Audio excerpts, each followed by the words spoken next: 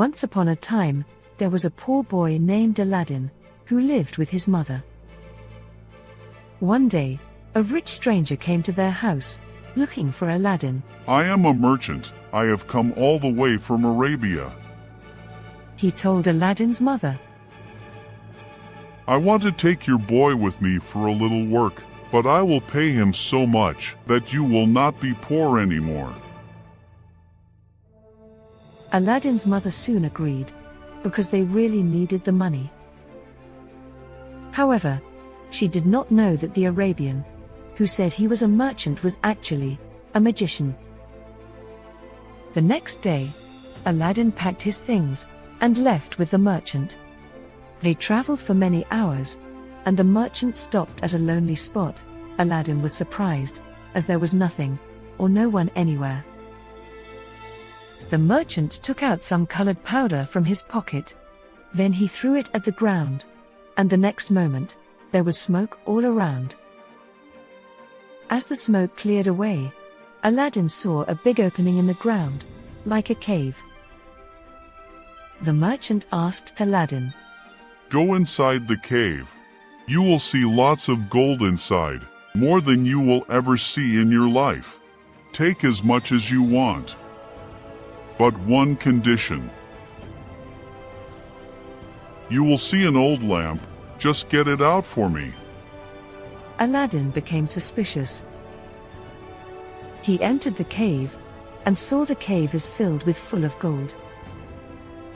He filled up his pockets with gold, and stuffed in as much as he could. When he could take no more gold, he looked for the lamp and found it. He took the lamp, and called the merchant to help him out. "Give me the lamp first," the merchant said. Aladdin was afraid that if he gave the lamp to the merchant, he would leave him there, so he asked the merchant to pull him out first. The merchant got angry, and took out some more powder from his pocket, and he threw it at the cave. The opening of the cave became shut with a huge rock. Aladdin was scared. He waited inside and shouted for a long time, hoping that someone would come and help. Many hours passed, and no one came for help. As Aladdin was sitting alone, he started cleaning the lamp. Suddenly, a strange fog filled up the room, and a voice said, "My master, I am the genie of this lamp. What is your wish?" It was a huge man who looked very strange, and Aladdin was afraid of him. But the genie assured him that he would do as Aladdin asked him. "Take me to my home," Aladdin said. The next instant, Aladdin was home with his mother. They hugged each other, and Aladdin told her all about his adventure. Aladdin called the genie again. Now they were not afraid of him. He asked the genie for a palace, and soon they were living inside a beautiful palace, instead of their old hut. As people got to know about the rich Aladdin, he became more famous. His mother carried a big basket full of diamonds, which allowed her to enter the Sultan's palace, to get his daughters married to her son. With the help of genie, they were able to establish themselves as wealthy, and were able to fulfill the demands of the Sultan. He was now married to the princess, and they were very happy. The magician too heard all about Aladdin, and he made a cunning plan to get the magic lamp. He came to Aladdin's palace, pretending to be an old man, who exchanged old lamps and gave new. Magician summoned the genie, and said, "I am your new master. Shift away Aladdin's palace far away from here to the desert." When Aladdin returned home, he could not find his palace, or his princess and mother. He was very worried, but then realized it must be the work of the evil magician, who wanted to take revenge. Aladdin thought hard, and remembered that he had a ring that the magician had given him, and that it could still help him. He rubbed the ring and another genie appeared. Take me to wherever my princess is, he commanded the genie. The next moment, Aladdin found himself in the desert in his palace. His princess was there, and he was glad to see she was safe. The evil magician was also there, and the magic lamp was placed on a table next to the hymn. Before the magician could realize what was going on, Aladdin quickly jumped and grabbed the lamp. He quickly rubbed the lamp. The genie appeared. My master, I am so happy to serve you again. What is your wish for? Genie asked Aladdin.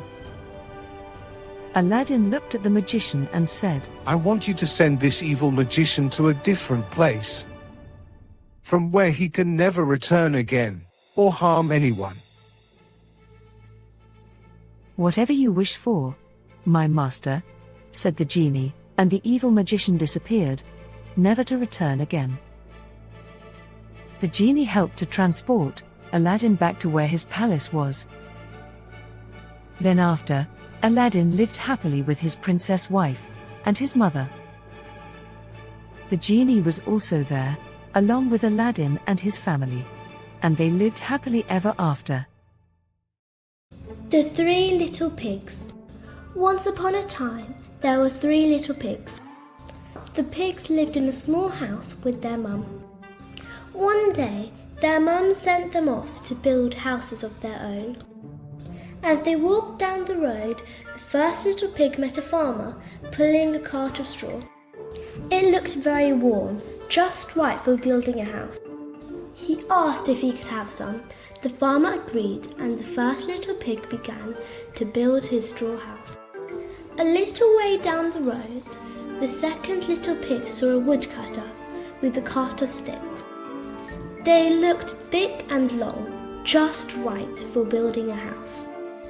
He asked if he could have some.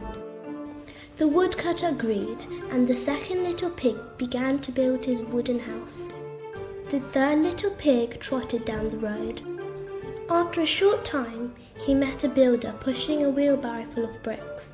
The third little pig thought to himself, how strong those bricks look. I think they would make an excellent house. So the third little pig asked the builder for some of his bricks, and he began to build a house that was stronger and bigger than the others. Soon, all 3 little pigs had a house of their own, and they were all very happy. Then, one day, a big bad wolf came walking along the road. He saw the first little pig in his straw house. With an evil glint in his eye, he knocked on the first little pig's door. Little pig, let me in, he said.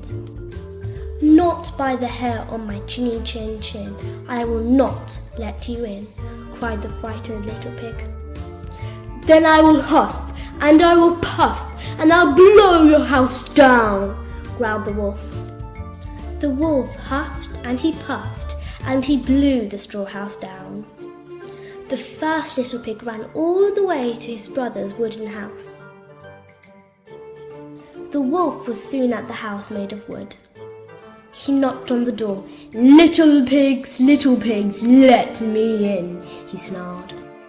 Not by the hairs on our chinny chin chins, we will not let you in, cried the frightened little pigs.